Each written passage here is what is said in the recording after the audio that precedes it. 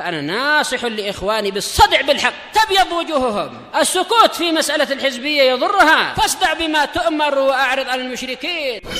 سلامي على دماج ورجالها والشيخ يحيى ودار العلم يا سعد بانيها. بسم الله الرحمن الرحيم. الحمد لله والصلاة والسلام على رسول الله وعلى آله وصحبه ومن والاه. فإن شاء الله تبارك وتعالى kita akan lanjutkan bacaan kita dari kitab Sifatus Salatin Nabi sallallahu alaihi wasallam karya Syekh Al-Albani rahimahullah. Dan pada pertemuan sebelumnya dia telah mengambil rukun pertama, yaitu takbiratul ihram, disertai dengan yang disunnahkan, yaitu raf'ul yadain, mengangkat kedua telapak tangan. Dan juga beliau telah sebutkan kaifiyahnya. Kemudian barakallahu fikum, beliau mengatakan wad'ul yumna 'alal yusra wal amru bihi, meletakkan telapak tangan kanan di atas telapak tangan kiri dan perintah melakukan hal tersebut. Dan di sini barakallahu fikum ada tiga kaifiyah. Ada tiga kaifiyah. Qala rahimahullah wa kana sallallahu alaihi wasallam yad'u yadahu al-yumna 'ala al-yusra. Dahulu Rasulullah sallallahu alaihi wasallam meletakkan tangan kanannya di atas tangan kirinya. Ini kaifiyah yang pertama. Telapak tangan kanan diletakkan di punggung telapak kanan tangan kiri. Ini salah satu kaifiyah. Nah, wa kana yaqul, dan dahulu Nabi sallallahu alaihi wasallam mengatakan inna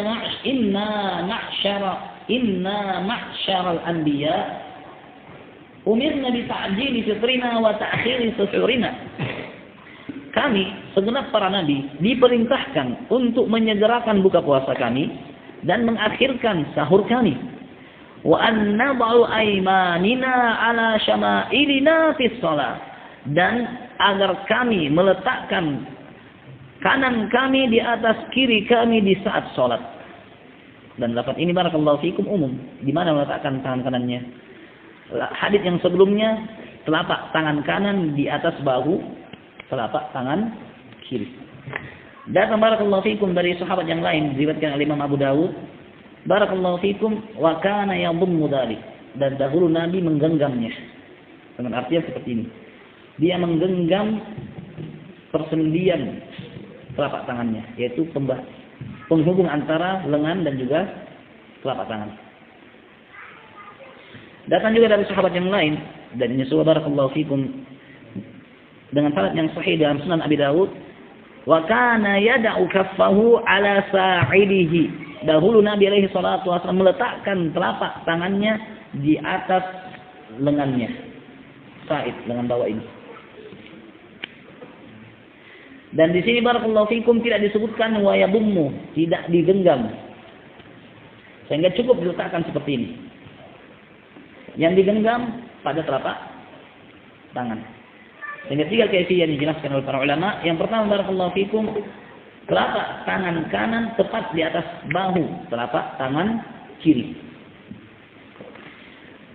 Cara yang berikutnya wa yumsik, genggam. Cara yang ketiga meletakkan telapak tangan kanan pada sa'id, ini sa'id, lengan bawah. Kalau ini abus, lengan atas. Ini sa'id. Kalau ini mirfaq. Ini apa? Mirfaq, siku. Sehingga yang melakukan seperti ini salah. Karena ini bukan sa'id, ini mirfaq. Kayak orang kedinginan saja sholatnya. Ini keliru. Yang benar barakallahu fikum di sini. Terserah dia meletakkan di sini sedikit agak sedikit. Lihat saja yang mana nyamannya. Selama itu masih sa'id, di sini sa'id. Nah, tiga kaifiyah. Wa marra bi rajulin wa huwa yusalli wa qad wada'a yadahu al-yusra 'ala al-yumna fantaza'aha. Nabi melewati seorang yang sementara salat, di mana orang itu meletakkan tangan kirinya di atas tangan kanannya. Fantaza'aha, maka Nabi pun menarik tangannya itu. Wa wada'a al-yumna 'ala al-yusra, lalu Nabi letakkan tangan kanannya di atas tangan kirinya. Qala rahimahullah wad'uhuma 'ala sadri, meletakkan kedua tangan di atas dada. Dan yang rajih barakallahu fikum, tidak ada satu hadis pun yang sahih tentang di mana diletakkan kedua telapak tangan. Namun barakallahu fikum, yang paling sahih, tidak ada yang sahih, tapi yang paling sahih, apa maksudnya? Di antara semua hadis-hadis yang lemah, ini yang paling hampir dekat. Baik. Sebagian lagi mengatakan ahsanuha, yang terbaik dari sanad-sanad yang dhaif tersebut adalah meletakkan kedua telapak tangan di atas dada. Oleh karena itu beliau masuk di sini. Wa kana yad'u al-yumna 'ala dhahri kaffihi al-yusra war-rusghi was-sa'id. Dan dahulu Nabi SAW meletakkan telapak tangan kanannya ala dhahri kaffihi al-yusra, pada punggung telapak tangan kirinya, satu. War-rusghi, ini rusuk, persendian. Was-sa'id, ini sa'id yang kita sebutkan tadi. Wa amara bidzalika ashabahu, dan beliau perintahkan melakukan hal itu sahabat-sahabatnya. Sehingga 3 cara untuk melaksanakan salat. Dan ini barakallahu fikum adalah tata cara yang dilakukan oleh Nabi. 3-tiganya dilakukan oleh Nabi. 3-tiganya dilakukan oleh Nabi. Dengan artian barakallahu fikum, jangan cuma satu model saja kalau Anda salat. Laksanakan sunnah, hidupkan sunnah. Kalau mau begini, suatu saat nanti begini, suatu saat nanti begini, silahkan. Karena semuanya telah dilakukan oleh Nabi SAW. Dan tanwi'il ibadah, masyru', menganekaragakan cara ibadah adalah hal yang disyariatkan.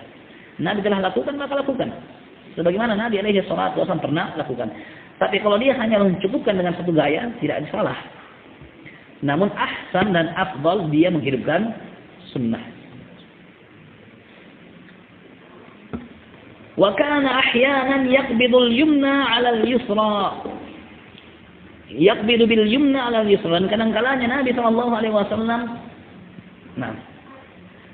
menggenggam dengan tangan kanannya tangan kirinya, begini. Atau bisa begini.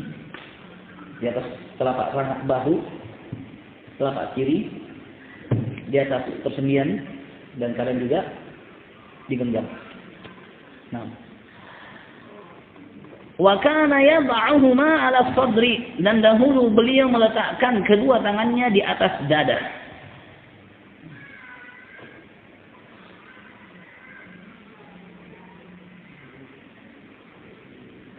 Nah. Dan sekali lagi barakallahu fikum, peletakannya di atas dada tidak ada hadis yang sahih dari Nabi alaihi salatu wasallam. Sehingga yang rajih barakallahu fikum, dia letakkan pada posisi yang paling nyaman tanpa berlebih-lebihan. Dan letakkan di atas dada barakallahu fikum, jangan disalahpahami kayak cekek lehernya dada. Ini keliru. Dan apabila barakallahu fikum kita perhatikan peletakan telapak tangan kanan pada tangan kiri, ini akan menggambarkan bahwa posisinya adalah tidak tepat di atas dada, melainkan antara dada dan juga perut. Coba ambil posisi telapak tangan kanan di atas sa'id. Kira-kira bisa letakkan dada? Tidak memungkinkan.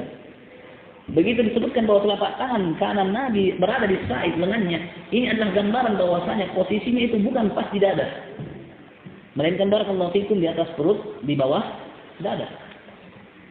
Dan ini barakallahu fikum posisi ternyaman.